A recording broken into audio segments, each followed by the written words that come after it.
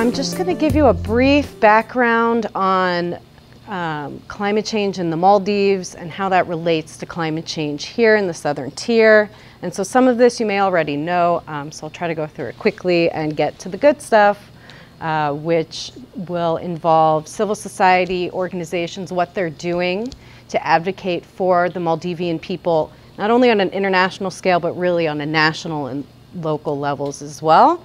And I'm also going to talk to you a little bit about the political situation and how that's really impacting the work that's being done in the Maldives.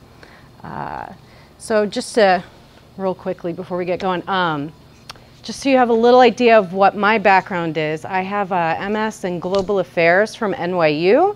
And my master's thesis, the Maldives was one of the case studies because I was looking at alternative strategies to address human rights and climate change. So really I was looking at where in the world are progressive things happening and why, and then I explored that further, but more from a policy level.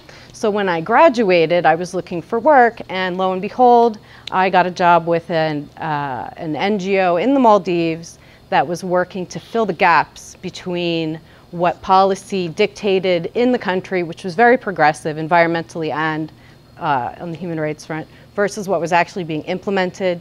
And I'll get into more detail about that momentarily. So as you can see, the Maldives is located in the Indian Ocean. It's a small archipelago of about 1,190 coral atoll islands. They're divided into 26 atolls, atolls being the round kind of grouping. Geologically, these islands are very flat, and they're pretty much all at sea level, which you may already know, which is why this country has received so much international attention. The reason for that is they're built on undersea volcanoes that are sinking, but at the same time the coral is growing, so it reaches stasis. They're right at sea level. The highest point in the country is maybe 2.5 meters, but really the average is about 1 meter if you're lucky. That's not a whole lot of leeway, especially when you're dealing with storm surge and whatnot. So 200 of these islands are inhabited by Maldivian people. About 80 are tourist resorts, 80 to 100, depending on what you count as being functional, since some are in development. And basically, to give you an idea, 99% of this country is ocean. And the landmass is only about the equivalent of Washington, D.C. And it's spread out over this very large tract of ocean. So you have a lot of kind of challenges when it comes to implementation of government or non-governmental projects and programs, but also getting feedback from communities. These are very rural, isolated communities.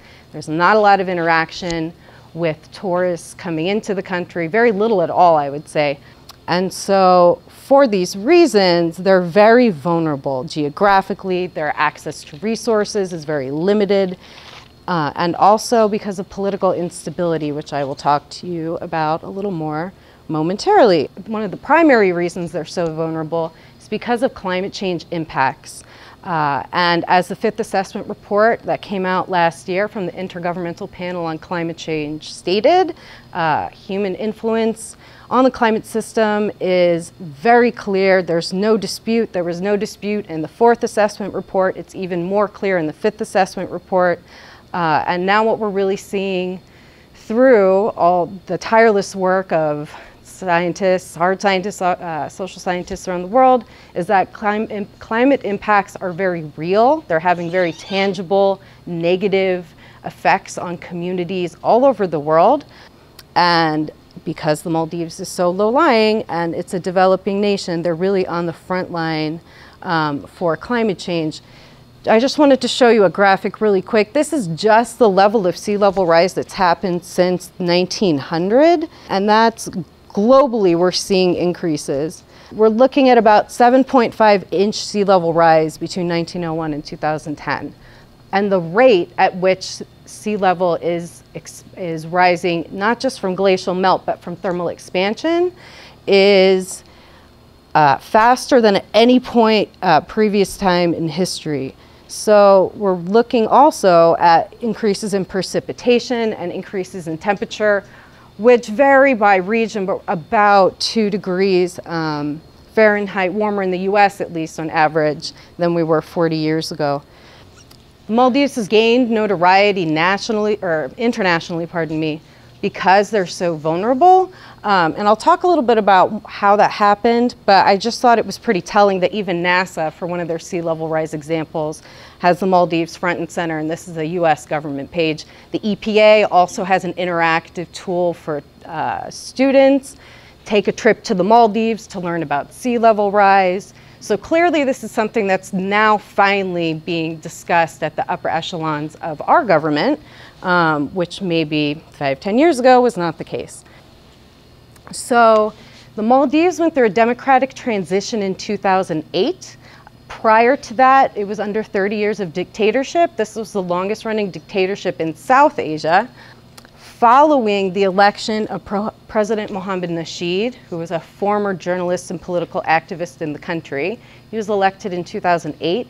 The year following, once he came into his office, he initiated a whole score of innovative policies, not only aimed at protecting the basic human rights of the people, but taking that a step further and identifying the fact that if the environment isn't protected, basic human rights aren't going to be protected either. They're inextricably linked. So he made an announcement mid-2009 that the Maldives was going to be the first carbon neutral country on the planet, 0 emissions.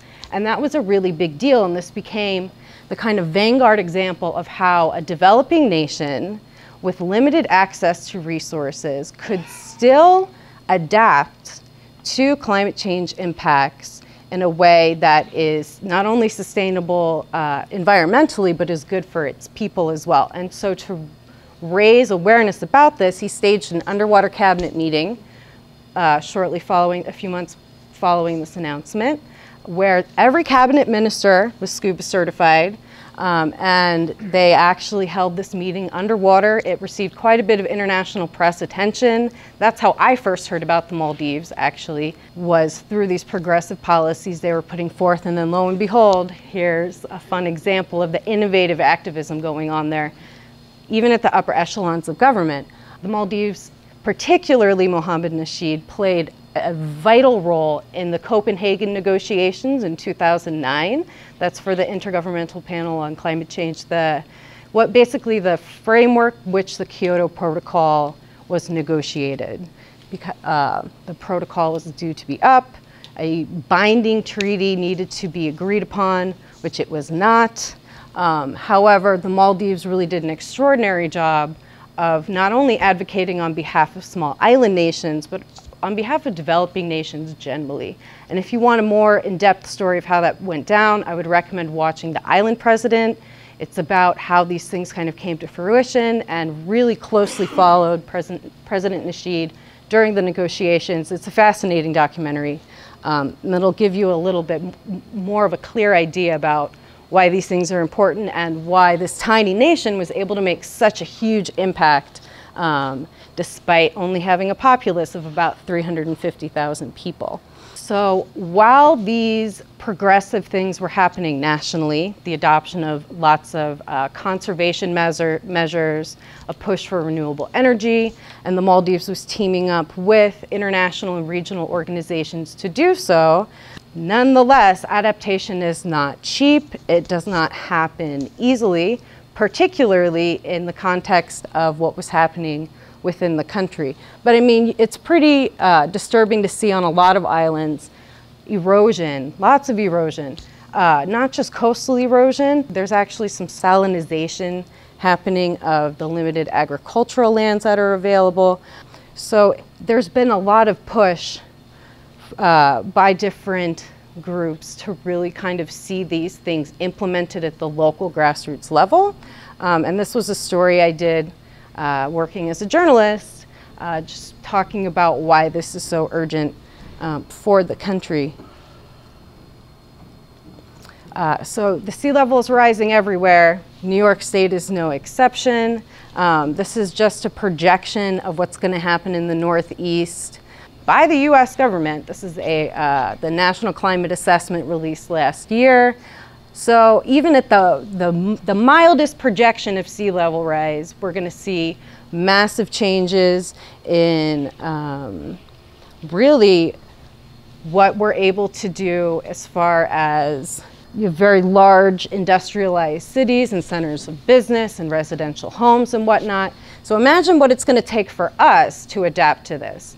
Now think about that in the context of a developing nation.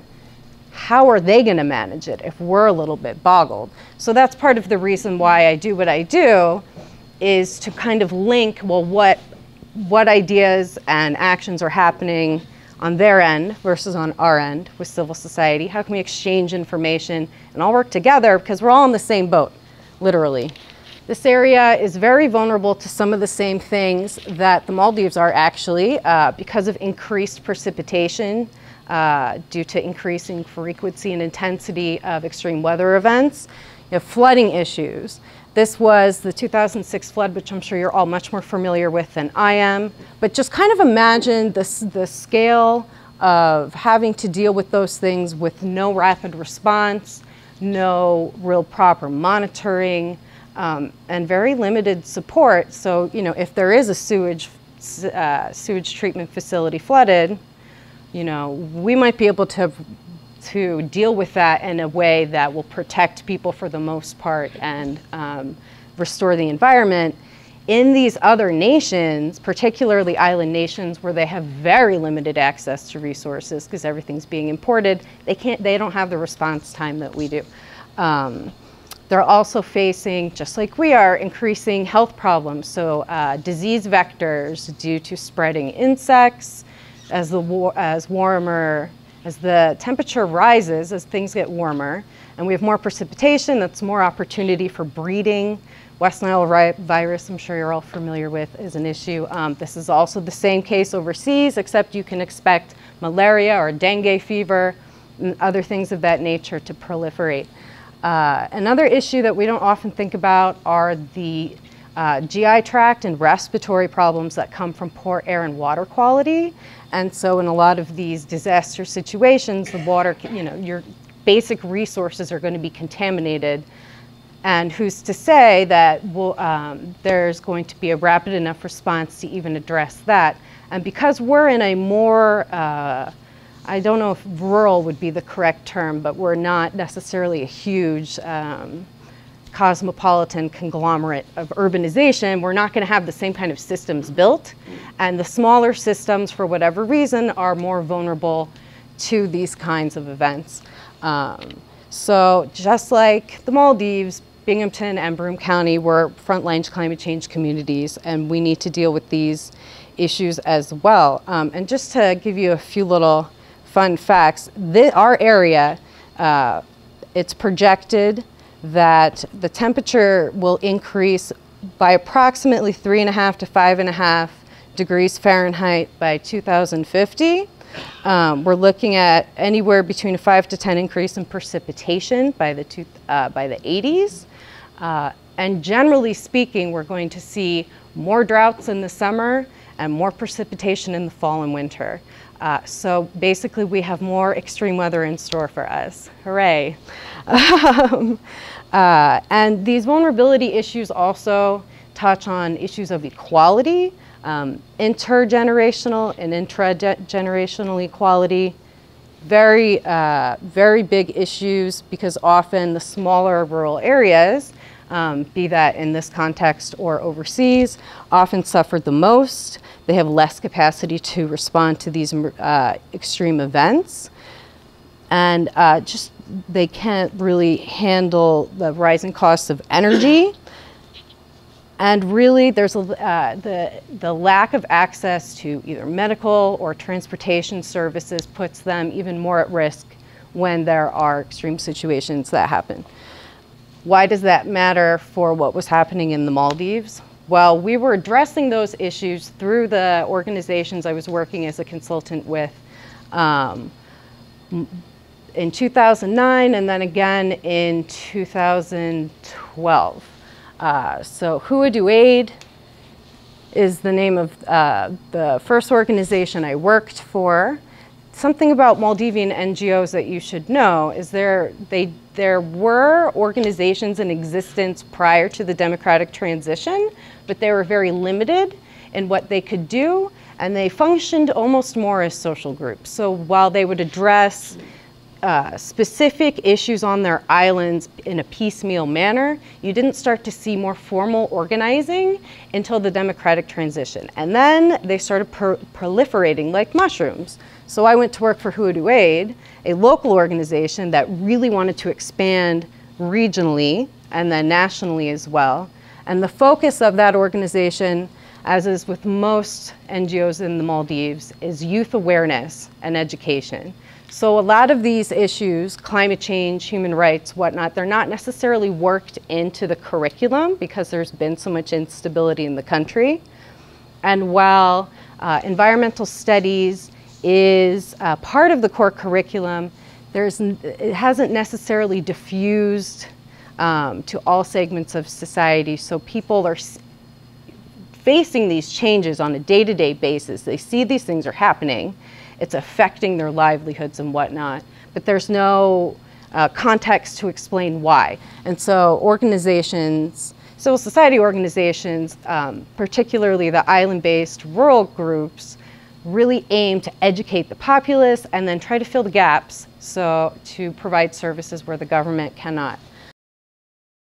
This is a picture of some of my colleagues from Huadu Aid in 2009. As you can see, their resource center is under construction because they have limited access to resources.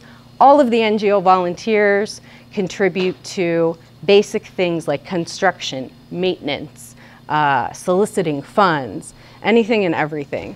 And the volunteers are all pretty much aged between 16 and 35. Most people attain a 10th grade education. In the Maldives, if you have access to a little bit more wealth, you're able to get a higher education beyond that. But they're on a British kind of education system, so receiving your A levels is tricky because there aren't necessarily schools that can provide that on every island.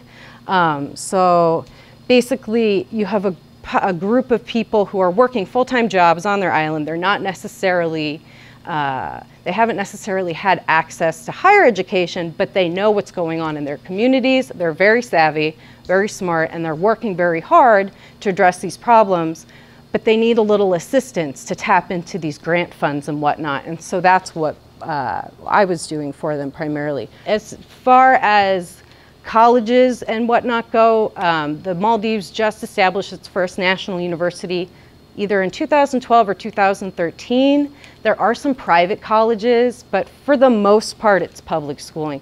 If a family's wealthy enough to afford nice private school, they're probably sending their kids to Kuala Lumpur in Malaysia, or to Sri Lanka, or to India, or whatnot. So the Maldives is still working on kind of bolstering its education system, which is why workshops were so important. So we would target youth on the island and talk to them about human rights and environmental conservation and different topics that would impact their daily lives, but they didn't necessarily have a context to discuss. So for example, because the country was under dictatorship for so long, human rights were not a part of the daily vernacular. So we created a kind of like an artistic activity so young children could learn, well, what is a human right? I don't know. Well, let me try to draw one. Oh, water. Water is one. Oh, being able to say what's on my mind is another. So it gave them a tangible way and an artistic outlet to kind of understand some of these concepts. Not that they weren't familiar already, but again, the language of enforcement wasn't there before. So we conducted lots of community consultations. And as you can see, it's a lot of meetings, but many things took place in an informal setting. And so some of the things we were able to do is really focus on climate change through international organizations, advocacy. So 350, I'm sure you're all familiar with. The first year they held a big action, I believe this was 2009, but we organized a climate change lagoon conference.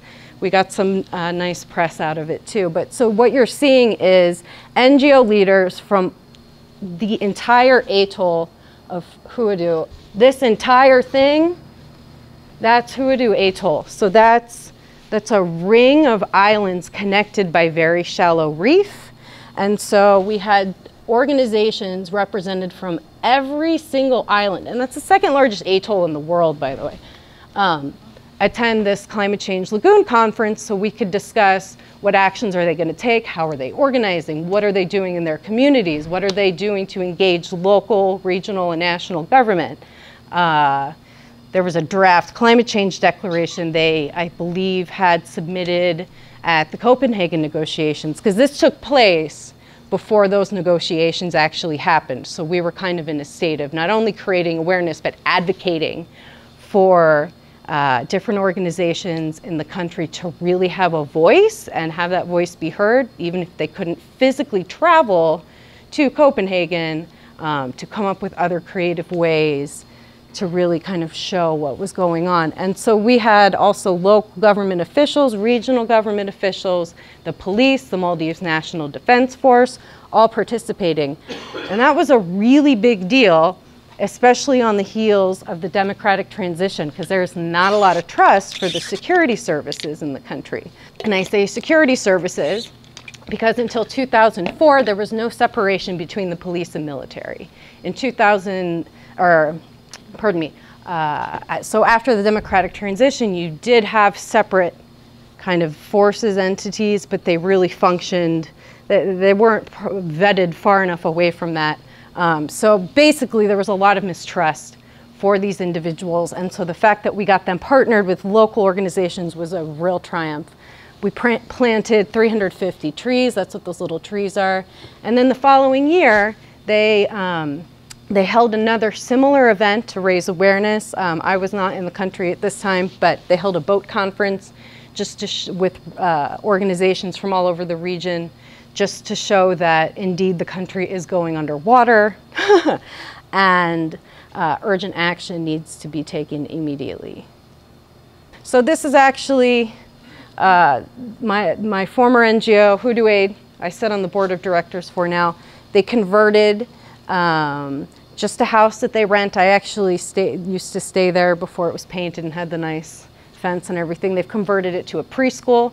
So this is an example of needing to meet community needs. So not all their time, or any NGO's time for that matter in the country, can be focused on one specific issue area. Just by the nature of what's going on, they need to focus on lots of different things. So providing preschool education is one such thing. As you can see, lots of informal kind of planning and bonding. This is an example of traditional Maldivian dance, and Boduberu, which means large drum, and that's a tradition actually that originated in Africa. But again, because they're on this trade route, there are some interesting cultural influences from abroad. And as you can see, politics have infiltrated. And by politics, I mean anyone in yellow. This is an example of a campaign event for the Maldivian Democratic Party, and I'll talk all about the politics momentarily. But I just want to talk a little bit more about what's happening on the rural islands first. But as you can see, everyone is very excited and engaged, and this is also a challenge from a civil society perspective, because these populations are so small. A lot of the NGO leaders who are seated in the front are also politically active, and there's not a lot of distinction between I'm wearing my political hat today and I'm wearing my civil society hat tomorrow, even if you verbalize that, because of the intimate nature of the communities and the communal nature of how things work there. That's not necessarily accepted, so it becomes a challenge when you're putting on programs and whatnot to make sure you have support of all the stakeholders in the community, because things have become more polarized since this democratic transition took place. And I just wanted to show that's former President Mohammed Nasheed campaigning in 2013. So I know I'm skipping ahead a little to the campaigning, but this was my second island, Condi Theme, and that literally means Sword Island. It looks kind of like an exclamation point. So I was in the far south with Hooadoo Aid. This is the very, very far north. So you don't see as many connected reefs. Instead, you have small islands and very deep ocean channels kind of in between them. This was right up in there. So I went from here to there. And then the capital, just so you have an idea, the main capital's in here in the middle of the country. So this is a picture of our harbor. And the reason I wanted to show this to you is because it's kind of similar to the setup of most Maldivian islands. If you could see to the far left, some buildings, that's actually the health center, the island council. So the main local government buildings are always very readily accessible. Across the way there, that is an ice processing plant. So my second island differed from the first in that they're more wealthy because they predominantly rely on sustainable fisheries, particularly for tuna. And that's the second biggest GDP earner in the country next to tourism. So on Condi theme, we had a lot more, I guess, resources and support in a material sense than we did on my first island on Horadu, which was more of a liberal island, liberal in the sense that we would consider liberal, but they're also more impoverished. As is the case with many agricultural islands in the nation, if you have fishing, you're pretty much in good shape. If you have youth involved in the tourism sector and they're sending the money back to their families, you're in pretty good shape. If you're only relying or predominantly relying on agriculture, you're in big trouble there. I just wanted to show you some fun pictures. That's a fruit bat. And you can see it looks very pristine, but in actuality, a major issue is a lack of waste processing.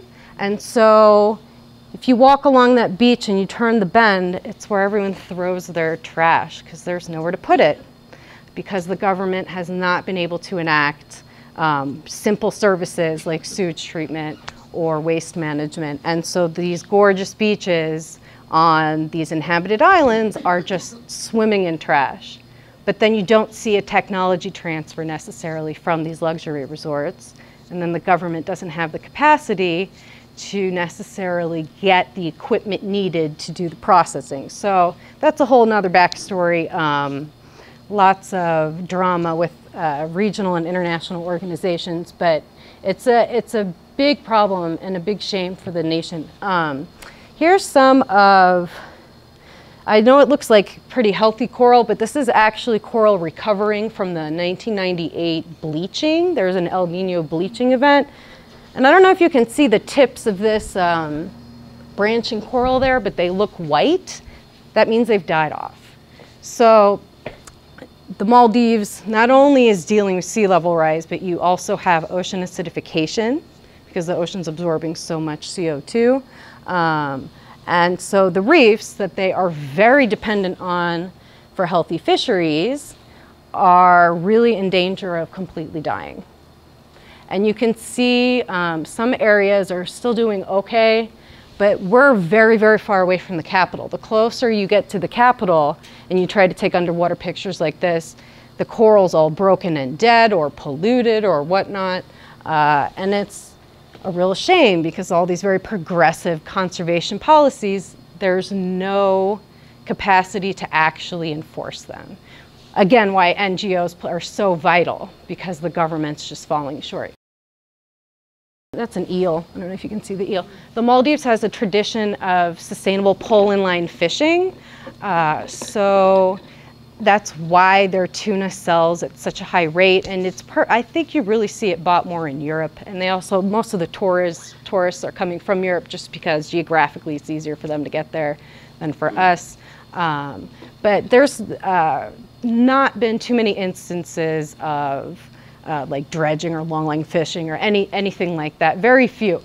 But that being said, because they have such a large exclusive economic zone and a limited ability to enforce that EEZ, trawlers coming in from whatever nation, who knows what they're doing? They're wreaking havoc. So here's some examples. You have yellowfin tuna I think that might be skipjack. I can't really tell you for sure, but they have multiple varieties there. I wish I had a Maldivian colleague with me here because they could go on forever about fish. This being an island nation, that's one of the main staples, fish and rice. Oh, here's an example of local agriculture. So some people grow bananas. You have limited poultry, as you can see. Because this is a more wealthy island, we had one person who actually had goats. The goats, they wouldn't be eaten on a regular basis. This would be more for special occasion, like religious purposes. So this is the front of our office and some of our executive council members. And so as you can see, I mean, every little thing, it's a labor of love. So while we would be focused on international events like things done by 350, here's an example. We made their Climate Impact Day homepage. This is us preparing.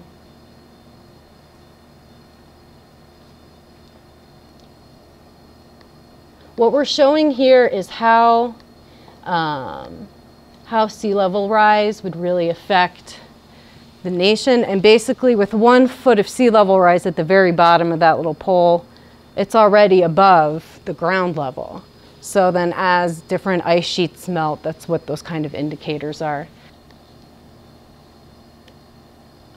So this was for Earth Hour, 60 minutes of all the power down, which is kind of interesting considering the Maldives doesn't necessarily produce that much carbon, but nonetheless, NGOs there really like to focus on using international events to kind of create excitement for things happening. We don't really do that so much here in my experience.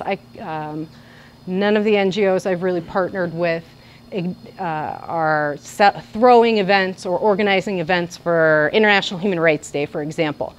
But in the Maldives, the organizations I worked with, we would leverage those things to reach out to the community and then advocate to our local island counselors or whatnot.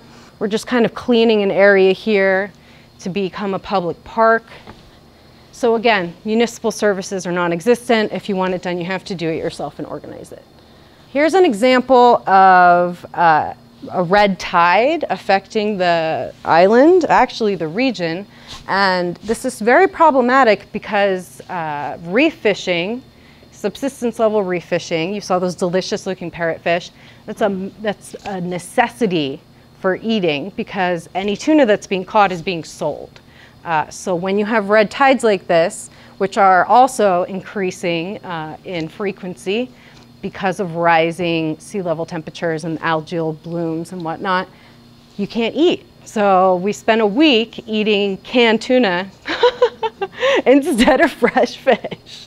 But I mean, I laugh about it now, but the thing is, this is something that really has a detrimental effect on a frequent basis, and there's not a lot of interaction or assistance then being provided to really address these issues. That's my friend, he and colleague, he is taking a sample. This is all scummy algae. So he's taking a sample to bring back to work with him because he worked for a marine science center at one of the tourist resorts. One of the few that are legitimately doing good conservation things. A lot of them, it's primarily greenwashing, which is very unfortunate. But his particular resort, they have good facilities and they do try to assist the local populace. So he is taking a little sample of bad algae. We'd also travel to other islands to do awareness workshops and whatnot. This is an example of a UN program we ran on our island addressing drug use, actually. But really, we were trying to reach out to all different kinds of communities. One way we did that was through sports events, so lots of soccer tournaments, accompanied by awareness materials and whatnot. This is actually a partnership we had with the local police. And again, that was a really big deal because of what happened during the democratic transition. But additionally, and here's where I'll start to get into more of the politics, while I was working as a consultant on the second island, the country experienced a coup. And so President Nasheed was ousted from office at gunpoint. And so the resulting political turmoil that came in the aftermath of that really made it difficult to engage in almost any kind of partnership work with stakeholders in the community or local institutions. Luckily for us, we had a decent local police service. But I'll go through what happened with the coup a little more in a moment. But just finding these partnerships and maintaining these relationships to get anything done was really one of the bigger challenges we had. This is just a local cafe and kind of a debrief after a UN event, or UN program, I should say. Tea is very important. Maldivians take tea every day. Immediately following tea, there's a kind of national culture to get out and be active, so people will go out and play soccer, play volleyball, go swim, whatever. That was actually one of the more important ways that we were able to come up with some of our more creative activities. This is just a kind of a regular run-of-the-mill house. Lots of stuff is open air, because not a lot of people have air conditioning, which you get used to. It's a good time. Sweat all the toxins out. This is decorations for a holiday called Hitani, and Hitani is related to circumcision. And I could speak at length about all these things, but we won't have enough time, so I'm trying to move ahead. These are just traditional swings called jolies, and so they're really comfortable, and you can find them hanging from trees all over the nation. And those are just some of my colleagues. We're having a debrief, letting off some steam. So dealing with all these really heavy issues all the time is not necessarily good for morale. So we'd made sure to let loose and do some fun things as well, especially because we're functioning with all volunteers. So you got to keep your volunteers happy. I mean, you can't work people to death, especially if they're just giving little bits of their time out of the goodness of their heart because they want their community to be bettered. This is just a beach barbecue. The reason I'm showing all these different random photos is I wanted to give you an idea of what kind of daily life would look like there. So I mean, it's not that different from what we would do, just the barbecue ingredients might be a little different. This is a holuashi. It's basically it's like an outdoor tiled kind of meeting area. It's really hot, so it's cool under the shade. These are usually located by the harbor of whatever island you're on. Tuna noodles. I think I've eaten my body weight 10 times over in tuna noodles, and they're delicious. And here's an example of politics kind of upsetting the flow of things on the island. So, like I said, in 2012 there was a coup, and I'll go through that when I get to the Malay pictures. But following the coup, President Nasheed was still campaigning because a new election round was due to be was coming up in 2013 anyway. So the Maldivian Democratic Party, which is his political party, they I guess you could say, and I'm making an overgeneralization, but for the most part, the supporters of that party were younger, or were really just looking for more kind of progressive change. They didn't want the status quo, like the situation under the former dictatorship. They did not want corrupted politicians relying on wealth obtained from these luxury resorts to then oppress people further. So there was a lot of polarization, and there was a lot of political outcry because of these things happening. So this is a receiving line for President Nasheed. And there was a lot of people hearing him. I mean, I would say a vast majority of the island's populace, and this was a more conservative island. So you could see the line just stretch the entirety of the harbor. I just thought it was a really powerful experience to see people so excited and enthused, even in the face of this disputed coup that happened in 2012. This is President Mohammed Nasheed. I'm shaking his hand in the receiving line. I've been lucky enough to interact with him on a number of occasions, not only through civil society work, but also my work as a journalist. He's a very charismatic individual, very intelligent, and burns with the fire I cannot describe. I don't know how he keeps doing what he's doing, because he has been a major human rights and climate justice advocate since the 90s. Part of his campaign was this boat tour. And so there are, I don't know if you can see all of them, but there are 5 large converted fishing boats, I guess you could say. And so it was like a boat party. And so they'd pull into every island, go door to door, which is a new thing. Since this is a newly democratic country, you didn't see door knocking. These things that we take for granted that we're used to were completely being implemented for the first time there. So there's a lot of excitement. I mean, the boats are like blasting music, and there's a very jovial atmosphere even in the face of a lot of these really heavy events, which was nice.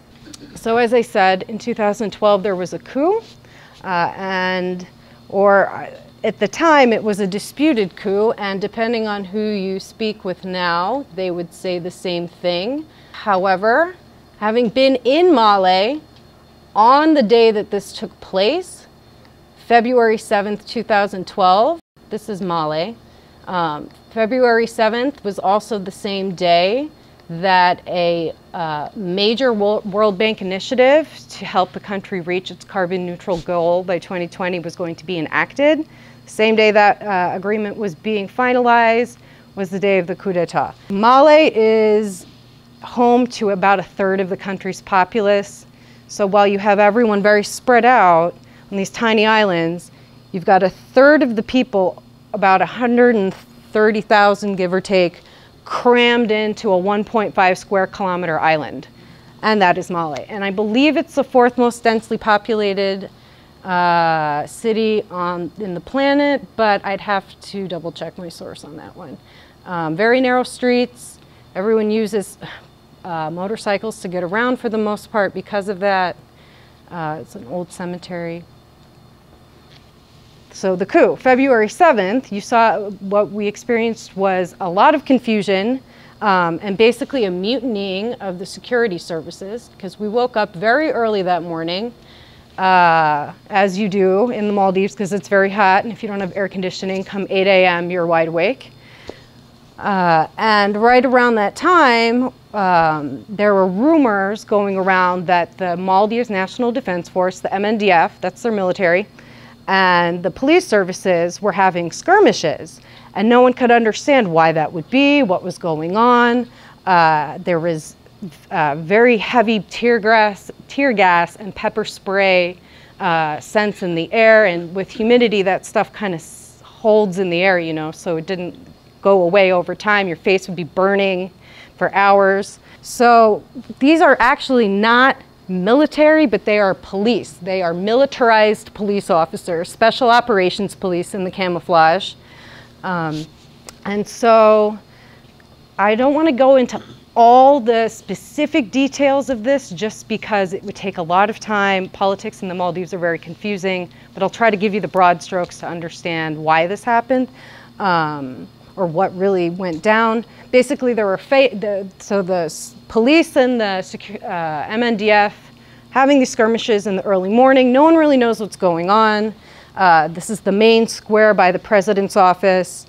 It's filled with police officers.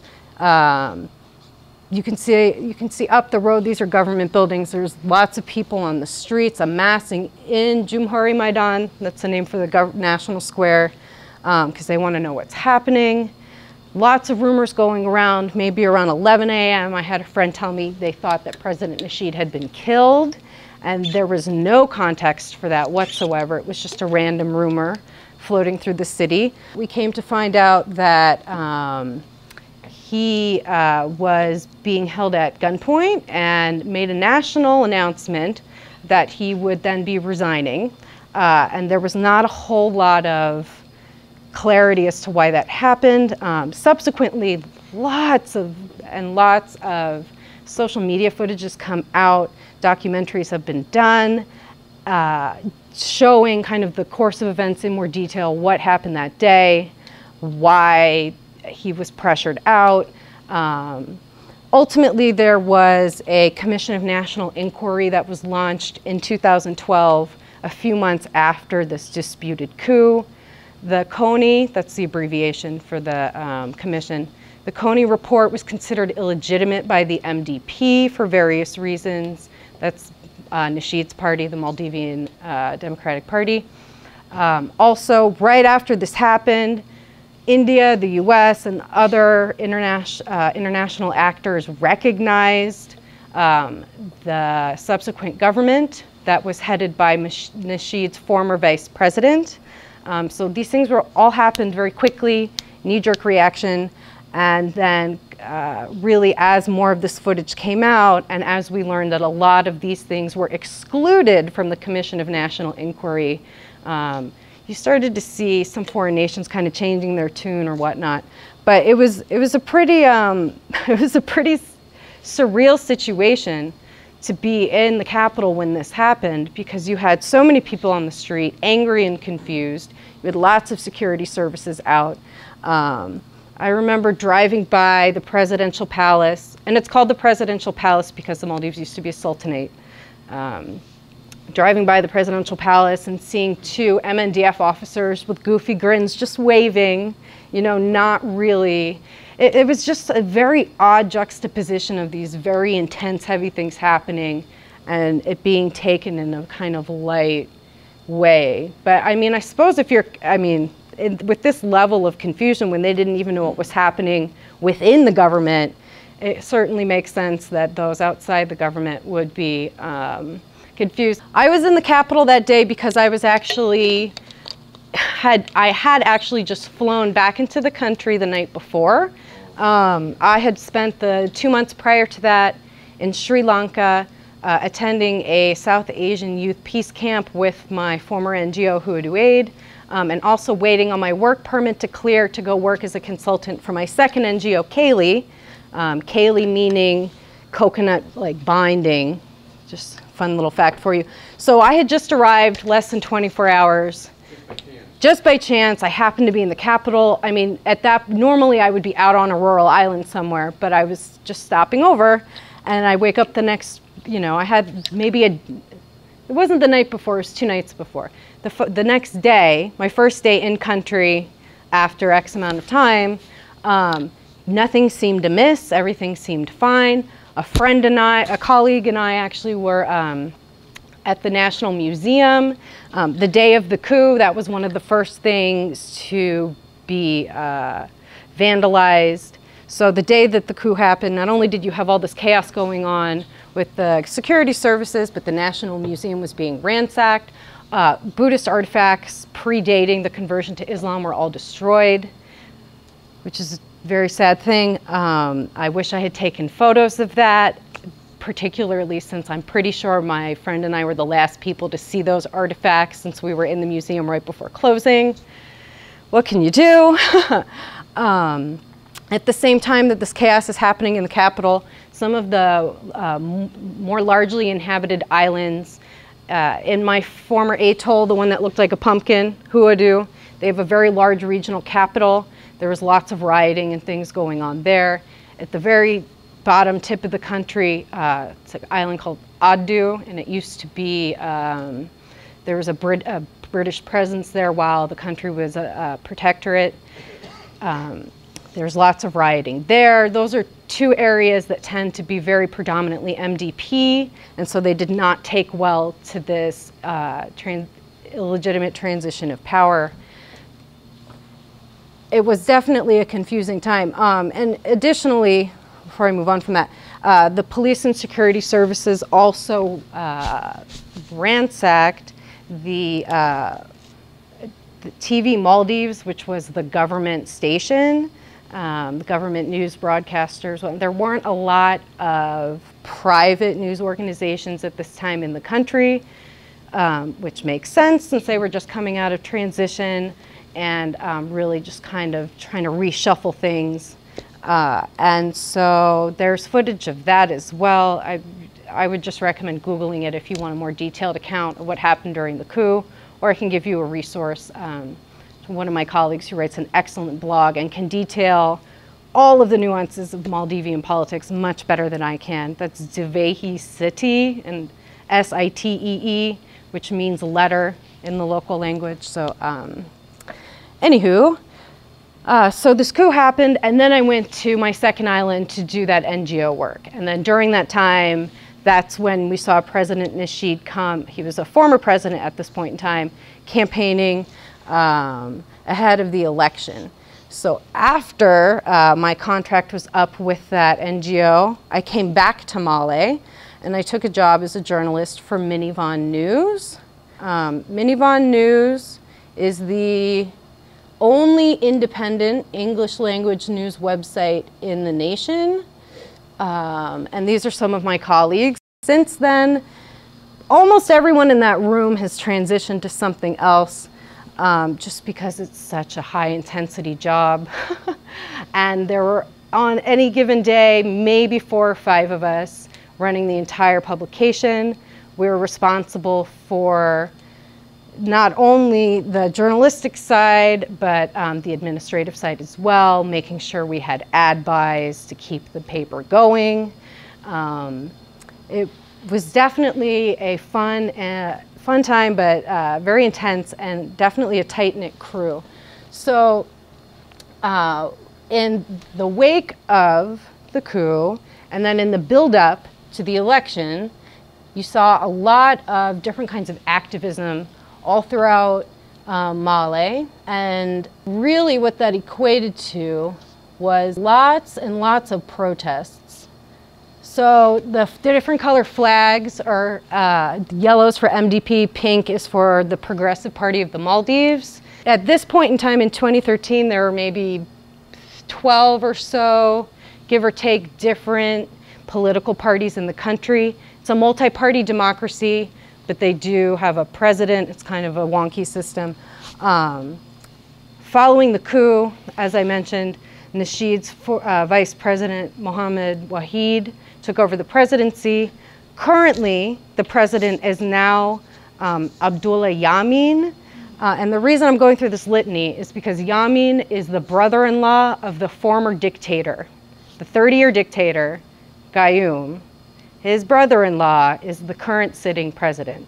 So while this campaigning was happening, there was a lot of unrest and a lot of polarization, because ultimately people did not feel that the political process was happening in a legitimate way. And that's not to speak ill of the Elections Commission whatsoever. If anything, they were probably the only functioning independent institution at the country at the time. But I just wanted to show the level of support for the Maldivian Democratic Party. I mean, Maldivians want their human rights protected and respected, and they want to survive climate change impacts. So there's a lot of focus on justice issues in the country. And the Maldivian Democratic Party definitely made a case for those things and put forward very detailed plans during its campaign for sustainable development initiatives, whatnot. The 4 is just because Nasheed was number 4 on the ballot. So the coup, I would say it was a combination, and again, I would recommend just maybe researching it a little bit if you're more interested, because there are so many details. But really what did the country in was a lack of complete vetting following the democratic transition.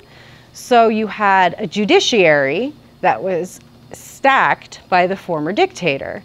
The judiciary was not vetted. It was unable to be vetted properly because of the levels of corruption, the higher echelons of government, and often those different cabinet members or those different members of parliament who were kind of stirring the pot, if you will, are also luxury resort owners, so they were getting a lot of funding from that.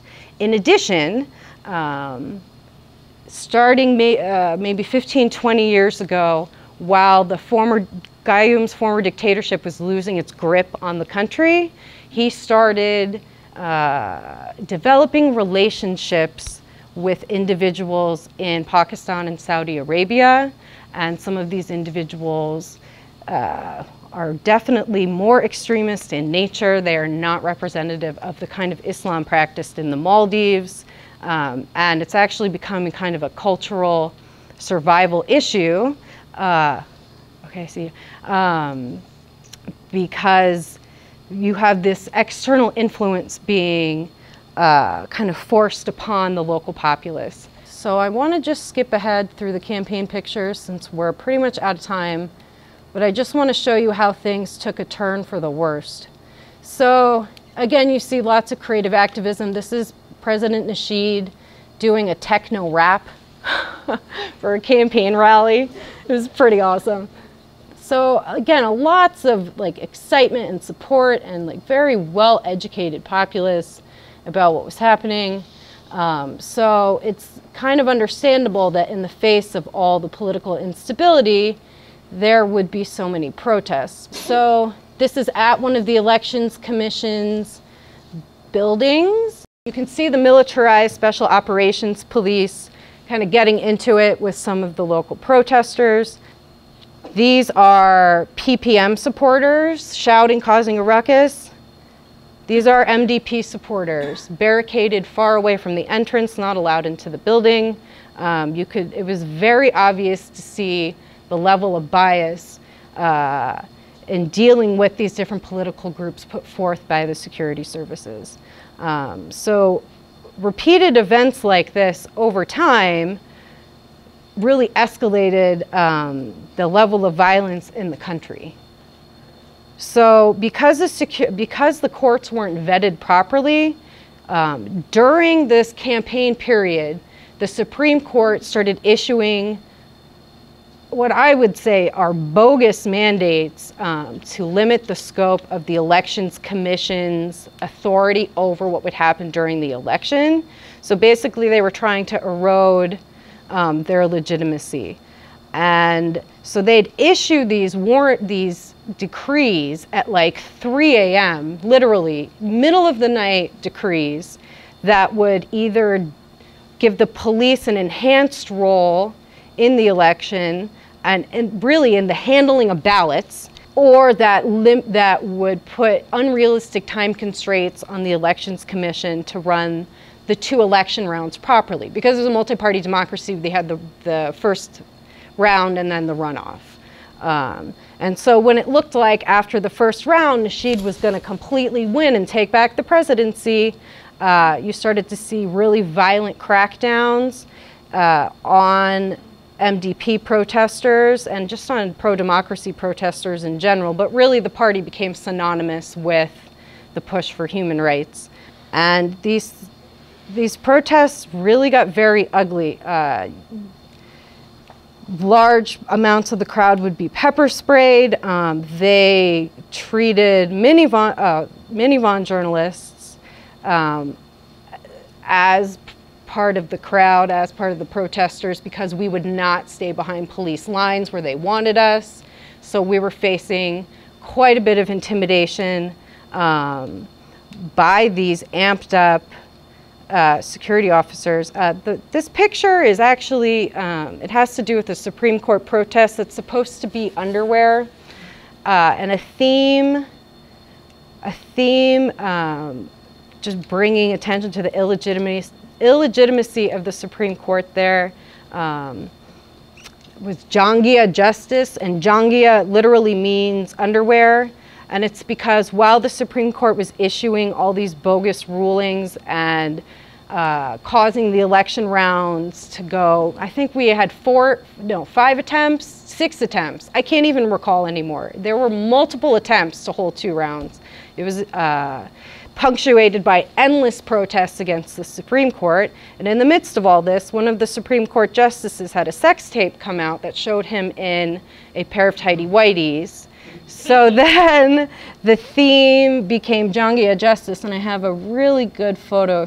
The guy bending down under the bed is the Supreme Court justice. The thing is, I don't want to paint the entire security services as being corrupted or violent, because that's not the case at all.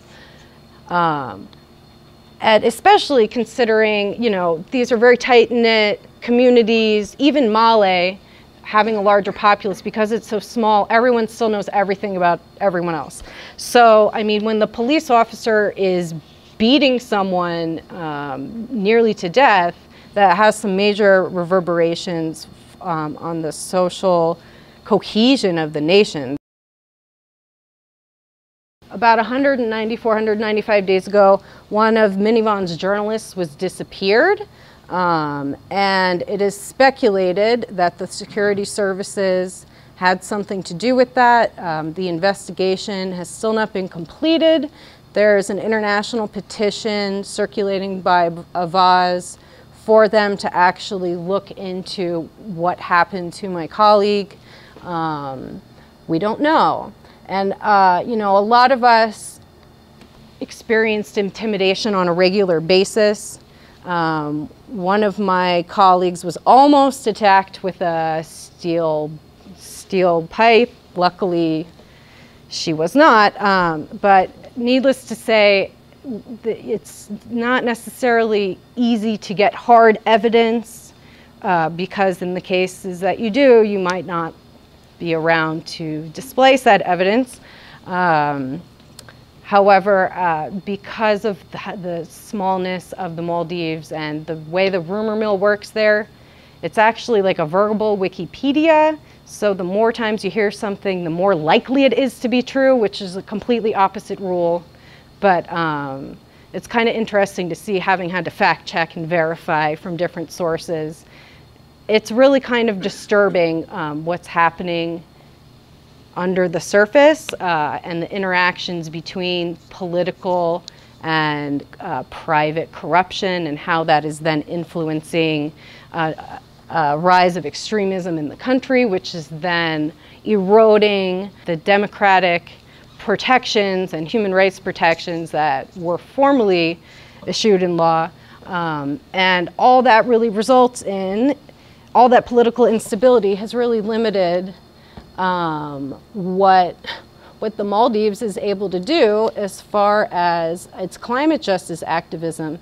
And an example of this is the current president, President Yamin, ran on a campaign platform of drilling for oil. And there was an exploratory study done, I believe in the 80s. I'd have to double check my former story that I wrote about this. But basically there's no oil there. If there is oil there, it's not worth the extraction. This is a nation that is totally dependent on ecotourism and sustainable fisheries. And yet the current president is touting oil exploration. And so you have a group of NGOs, not only within the Maldives, but they actually partnered up with some bigger names to kind of get a little momentum going. I see NRDC being one of them, to call a halt to this. So while the current government is paying lip service to climate justice and protecting its people and advocating internationally, in reality, this is what's going on.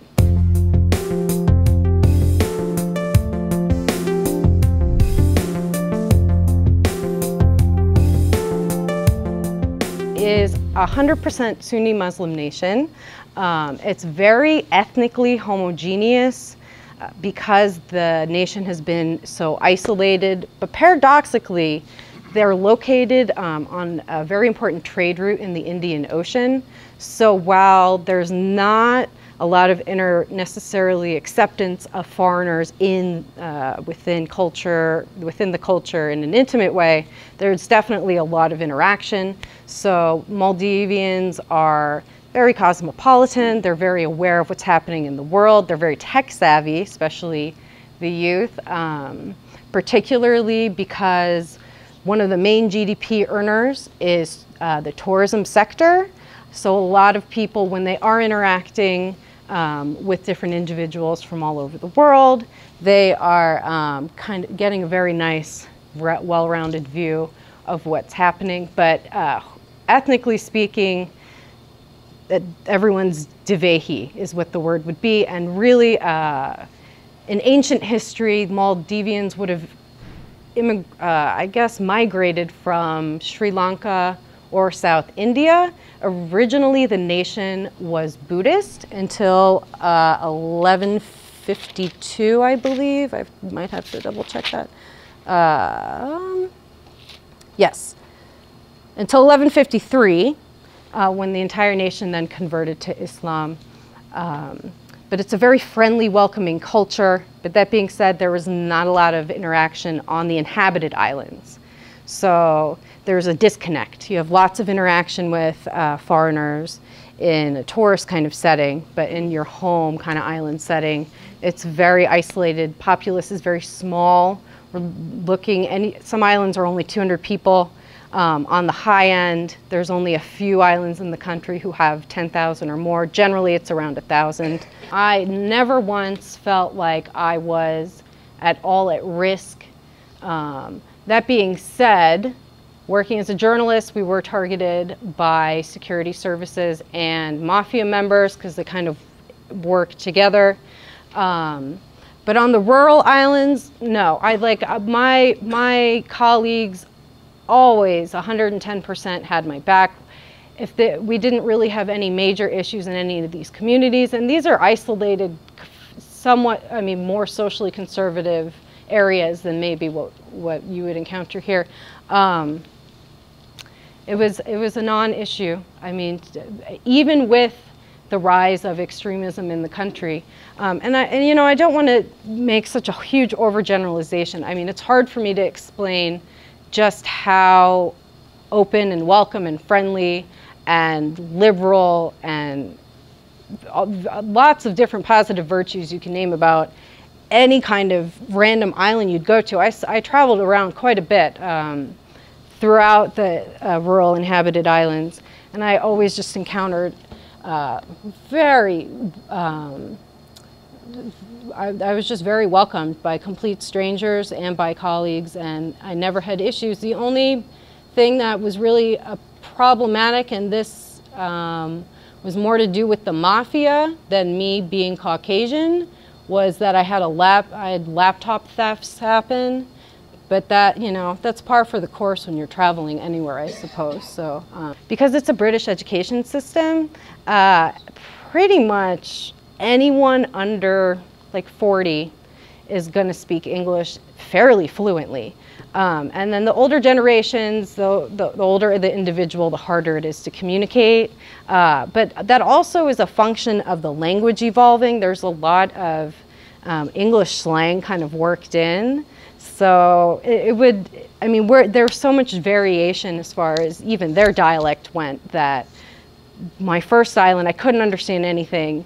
You know, they couldn't communicate with my colleagues from my second island just because the dialects were so different. I would say it's the tourist resort owners, and while mostly foreign companies run these resorts, the owners are these political actors in the country. So they'll own a particular island, lease it out for whatever luxury resort company to develop. They're making bank. They're paying their Maldivian workers nothing. They're not able to organize. They're Maldivians themselves.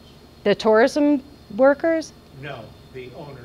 Yeah, the owners, yes. The island owners are, yes. So is the resort maldistribution of income, is that one? Oh, definitely. Huge income inequality issues. And you can, just because the centralization of services in Male is just part of the example of how that happens. But I mean, I feel like what's happening in the Maldives, and I've said that, I know I said this to Scott before, is kind of a microcosm of what's happening all around the world. I mean, you see less and less regulation. You see more and more oppression of the populace as inequalities rise. I cannot find that picture. Oh, here we go. Friendly random islanders. And so, I mean, I would say the money's coming definitely from these resorts, but also there's other relationships, like I said, being forged with individuals that are not Maldivian nationals. And I don't know how much money is changing hands. I really don't want to speculate. I would say check out Minivan News. We do great investigative reporting. How do you spell that? M-I-N-I, like minivan, but Minivan, it means independent in Dhivehi. NGOs are definitely still aiming for making quality of life better on their local islands. So in that sense, there's absolutely a push for reliable and sustainable energy. Most of the rural islands, you have a diesel generator, and that goes out very frequently, so you have inconsistent power. And so a lot of the local islands are really clamoring for renewable energy because there's so much sunshine there. They'd be good to go. And there are some private companies within the Maldives. Renewable Energy Maldives is the first one that comes to mind. That company is actually owned by former President Nasheed's brother. So as you can see, there's kind of like a lot of intertangles. But I think they were researching looking into solar-powered ferries as well, and considering boat travel as the primary form of transportation there. That would be an extraordinary thing. But I can't really speak to what's actually happening because I've been out of the country for about a year now. And what gets reported and what happens on the ground are not always the same. So while the government currently is talking the talk, from what I know and from what I've spoken to colleagues about, they're not implementing. And you're certainly not seeing the same level of international advocacy. They are going to, in the next 100 years, if not the next 50, if not sooner, there is going to have to be a massive population migration of their entire nation, and not just the Maldives, low-lying areas worldwide. So you have lots of small island nations that are in this boat, and I mean all our major industrial centers worldwide are on the coast, but it's the small countries like this that don't necessarily have the resources to adapt that are going to suffer the most. And really their culture is facing extinction. I mean, it is a matter of survival, because if your day-to-day life is kind of dictated by the ebb and flow of, let's say, how fisheries are doing. Fisheries are affected by weather. Okay, well that's a big problem. If you're dependent on agriculture and that is impacted by shifting monsoons, you know, these are things that are adjusted to a degree in daily life, but you can't carry those traditions over if you're living like on a giant continental landmass. It's a sad, I mean, there's so many human rights violations when it comes to climate change impacts and these different communities worldwide. It's heartbreaking and infuriating, and I would argue that there is definitely a case for litigation internationally, because these are crimes against humanity. I mean, it really, if millions, if not more, people around the world are just kind of, everyone throws their hands up and says, well, it's not it's not my neighbor, it's not my backyard, it's not my problem. Well, who's to say that doesn't happen to us too, you know? I think it's really a matter of different grassroots organizations and aware individuals like yourself making connections with other individuals worldwide and really trying to push the movement forward.